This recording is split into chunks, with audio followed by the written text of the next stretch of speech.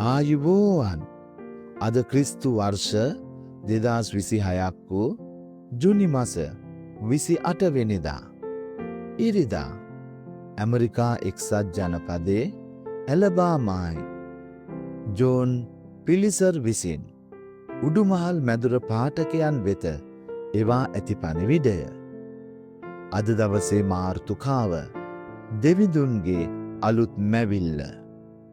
දිනට නියමිත බයිබල් කොටස දෙවෙනි කොරින්ති 5 වෙනි පරිච්ඡේදයේ 17 වෙනි පදයේ සිට 19 වෙනි පදයේ දක්වා.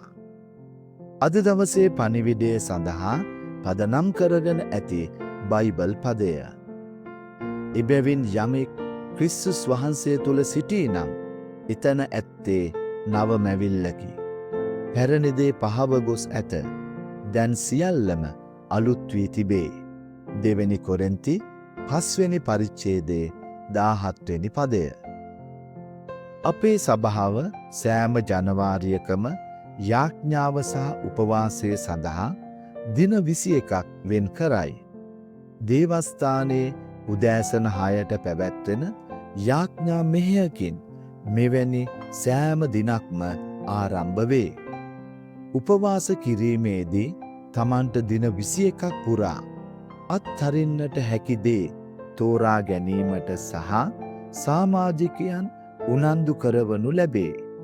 බොහෝ දෙනා සමහර කෑම වලින් හෝ මුළුමනින්ම කෑමෙන් වැළකී සිටීමට තීරණය කරති.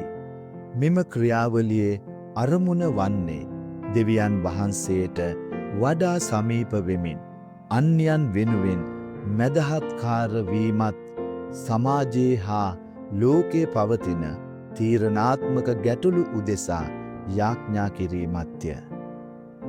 අත්හැරිය හැකි අනෙකුත් දේවල් ගැන මා සිතන විට කනස්සලු වීම, බියවීම, කෝපවීම, අනුන් විනිශ්චය කිරීම සහ සමාව දීමට අකමැති වීම යන කාරණා මාගේ සිහියට නැගේ.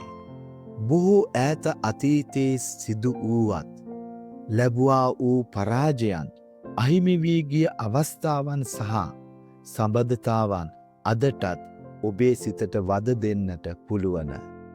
මේ කාරණා අපේ ජීවිතේ ප්‍රීතිය සොරා ගන්නා අතර ස්වාමින් වහන්සේ වෙතට යොමු වීම අපට අසීරු කරවයි. එහෙත් දෙවියන් වහන්සේගේ උපකාරයෙන් අපට ඒවා අත්හැර දැමිය හැක.